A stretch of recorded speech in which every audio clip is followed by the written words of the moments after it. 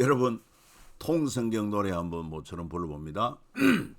하나님의 마음 열방을 향한 꿈 만나 세대 신앙계성 천년 모범 마음과 지혜 사랑해 줄 사명해 줄 절망 앞에선 희망 징계 희망의 디딤돌 재그은 공동체 어떻게와 이렇게 사이 기쁨이 한 탄생 한 영혼 사랑 용서를 향한 열정 영광과 평화로의 초대 열리는 제자 시대 경계를 넘어선 복음의 확장 준비된 멸류가 남겨진 부탁 선한 싸움을 위한 편지 미리 받은 승리의 노래. 아멘. 자, 우리 통성경 길라잡이 진행합니다. 오늘은 사복음서 가운데 39가 사마리아인과 세리의 친구 되신 예수님. 물론 사복음서마 테마가 누구의 요한 중심으로 공생의 3년 동안의 세 번째 파트가 되겠습니다. 선한 사마리아인 비유, 재물의 사용에 관한 가르침, 소외된 자들의 친구 예수님. 자, 시간 공간 주요 인물, 시간의 흐름 참고하시고 공간은 갈릴리 주변, 주요 인물은 예수님, 사마리아인, 세리, 바리새인, 사두개인 이렇게 됩니다. 자, 사두개인과 바리새인의 5가지 특징. 사두개파 경제적 상류층이고 부활이 없다고 주장을 하고 심지어 예수님 부활했다는 소문을 막기 위해서 부활의 증인들을 매수까지 한 것을 볼 수 있고 저들이 믿는 경전은 오직 모세 오경, 창세기, 출애굽기, 레위기, 민수기, 신명기 오직 예루살렘 성전 중심주의 그러니까 기득권을 가지고 있는 거예요. 현세주의자 예수님을 십자가에 못 박은 주도 세력 위선자들입니다. 그런가 하면 바리새인은 경제적 중산층 부활 천사 영이 다 있다고 믿고 경전은 구약 39권 다 믿고 오직 자기 의를 내세우는 사람들 그리고 예수님을 십자가에 못 박은 주도 세력이다. 그 중에 위선자들이 그렇다. 누가 진정 하나님 나라 시민인가? 하나님 나라 시민으로서의 정체성. 주님은 제자들을 향해서 너희 의가 서기관과 바리새인보다 더 낫지 못하면 결코 천국에 들어가지 못하리라 말씀을 했습니다. 이 바리새인들의 3가지 그 위선 조건이 뭐냐? 첫 번째 자기 의를 과장하고 있습니다. 특히 자기 의로 인해 하나님께서 복 주셨다고 생각하고 그래서 11조, 금식, 그리고 눈에는 눈, 이에는 이 이것을 많이 주장합니다. 심지어 나는 1에 2번씩 금식하고 나의 소득의 11조를 드리나이다. 자기 의를 과장하고 있습니다. 두 번째로 자기 의로 남을 비판합니다. 난 이런데 저 사람 왜 그래? 나는 다른 사람들과 토색, 불의, 가늠하는 자들과 같지 않고 이 세리와도 같지 아니함을 감사하나이다. 그리고 이웃에게 긍휼이 없는 의를 가지고 있습니다. 이 진정한 의가 아니죠.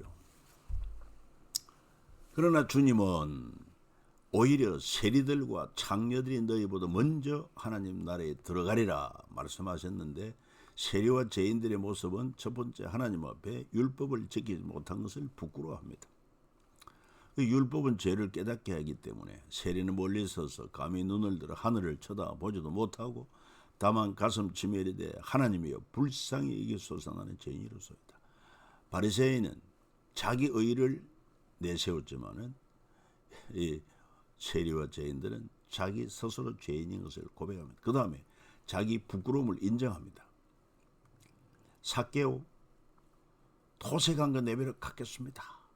사마리아 우물가 여인 남편 5을 두었다는 예수님 말씀을 인정을 합니다. 그리고 이웃에게 긍휼을 베풉니다. 누가 강도 맞는 자 이웃이 되겠느냐? 사마리아인과 같이. 너도 가서 이와 같이 하라. 주님이 그렇게 말씀하신 거 기억하죠. 그래서 우리 주님은 한 영혼 사랑, 그들에게 비빌 언덕이 되어주셨다. 약한 자들의 비빌 언덕이 되어주신 예수님, 상한 갈대 꺾지 않고 꺼져가는 등불 끄지 않고 진실로 정의를 시행할 것. 바로 이사야 42장 3절에 나오는 바로 그 메시아의 역할 가운데 진정 약한 자들의 비빌 언덕이 되어주셨다. 바리새인들 다르죠. 예. 바로 상한 갈대와 꺼져가는 등불 같은 이들이 예수님께 가까이 오는 것을 주님 기뻐하시고 그들의 친구가 되어주시고 그들의 인생을 변화시켜 주십니다. 주님은요, 예수께서 들으시고 이랬을 때 건강한 자에게는 의사가 쓸데없고 병든 자에게는 쓸데있느니라. 너희는 가서 내가 긍휼을 원하고 제사를 원하지 아니하노라 하신 뜻이 무엇인지 배우라.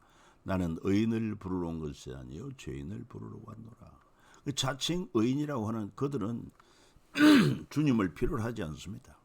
그래서 저들은 구원을 못 받아요. 오히려 죄인들, 정말 내 죄로 인해 애통하고 이 죄를 사하시고 구원하시는 주님을 믿는 자들이 주님의 의로 진정 하나님 앞에 의롭다 인정을 받지요.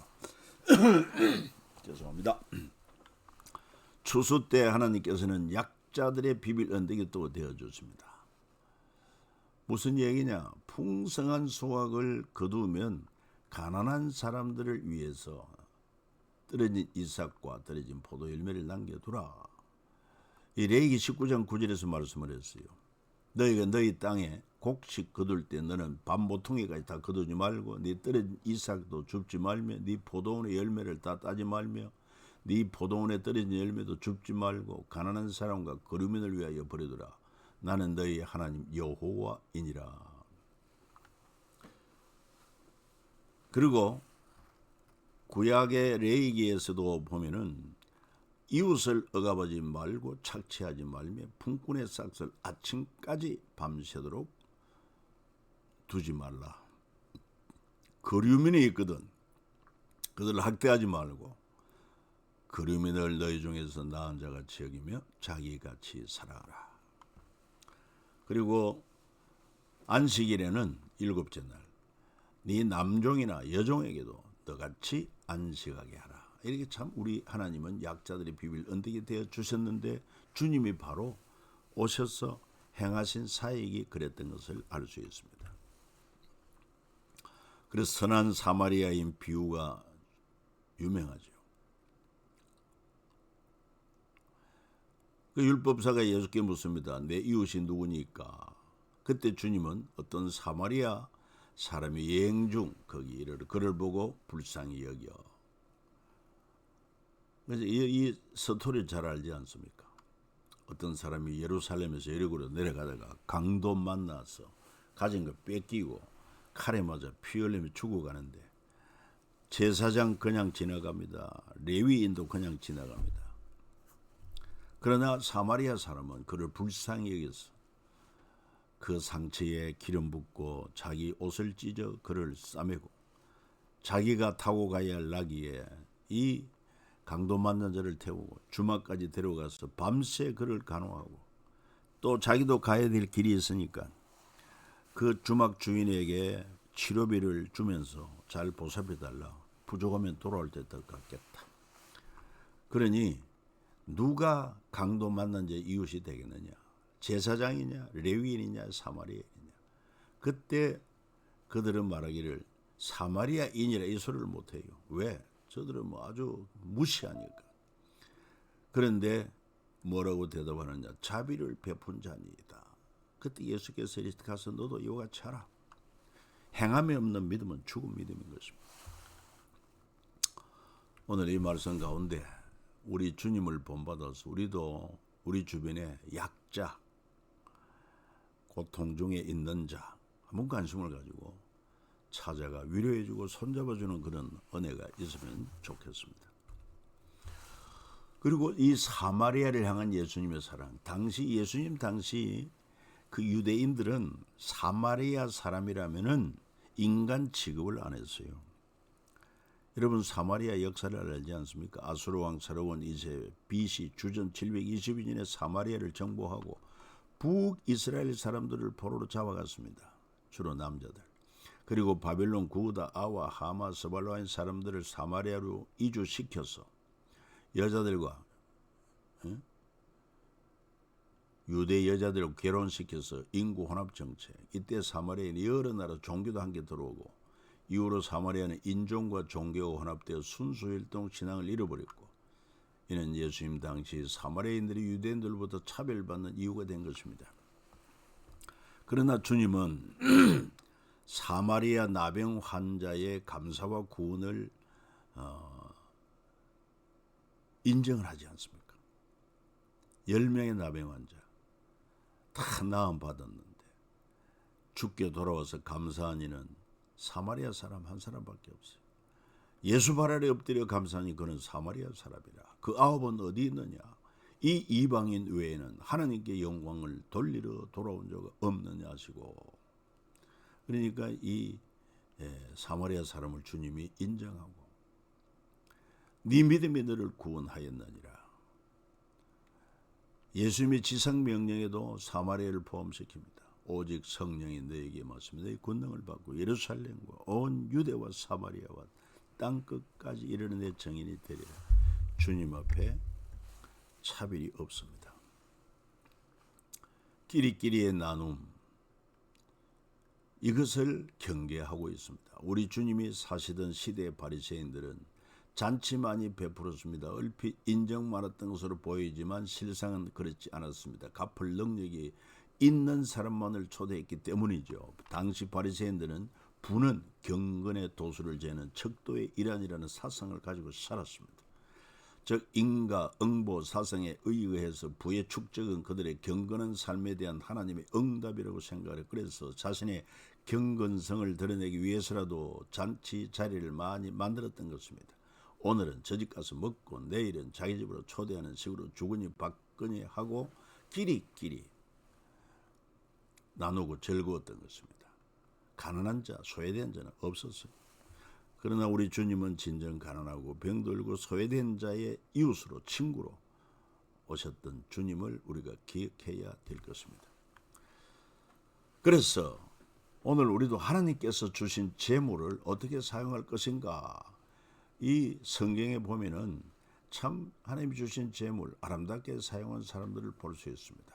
물론 우리는 내가 스스로 일하고 노력해서 얻은 소득이라고 생각할 수 있지만 그렇지 않습니다. 하나님께서 주신 것 아니겠습니까?